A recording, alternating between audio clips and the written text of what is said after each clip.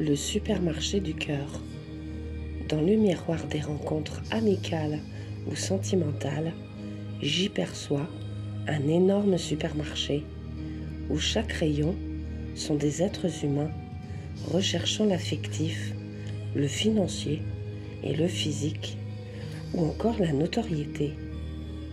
Des points de recherche venant de l'ego ou de ce que l'on nous a inculqué.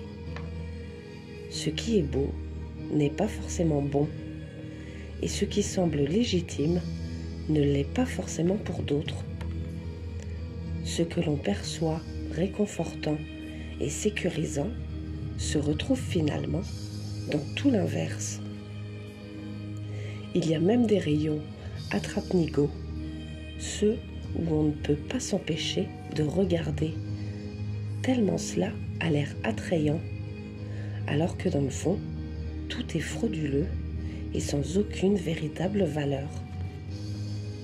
L'être humain en est réduit à si petit finalement, jusqu'à être embrouillé du vrai du faux, et à en oublier notre véritable authenticité. Ce qui vient de notre cœur et de l'amour est bien souvent repoussé par les relations, car la tendance est d'être auto-centré. Les besoins des autres ne font en général pas partie du programme. De là l'impression d'être souvent traité comme un produit de consommation que l'on peut utiliser à sa guise. Mais le même humain ne se rachète pas et il ne se répare pas non plus. Une fois jeté, il ne sert plus à rien. J'ai de moins en moins envie d'aller dans ce supermarché de la supercherie. Je vis souvent éloignée de tout cela, car les scénarios sont bien trop souvent tous les mêmes.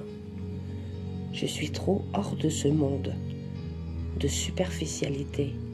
Je n'arrive plus à m'attacher à quelqu'un, car à un moment, cela finit par dériver sur des choses qui m'échappent totalement et qui vident à l'intérieur. J'ai bien longtemps donné de mon cœur sans aucun calcul, mais cela m'a toujours coûté extrêmement cher, car en majorité, on prend et on jette sans aucun remords. L'importance de l'amour n'a de valeur que celui qui y croit et le ressent. Les fameuses phrases comme « relation sans prise de tête » est l'un des exemples de ne surtout pas prendre cela au sérieux, et que l'importance est entièrement centrée sur lui-même, avec des envies furtives, qui ne parviendra même pas à un attachement. Comment tout cela peut donner envie de s'y approcher? Il n'y a aucun intérêt de s'y investir, et cela fait perdre un temps phénoménal à notre bien-être.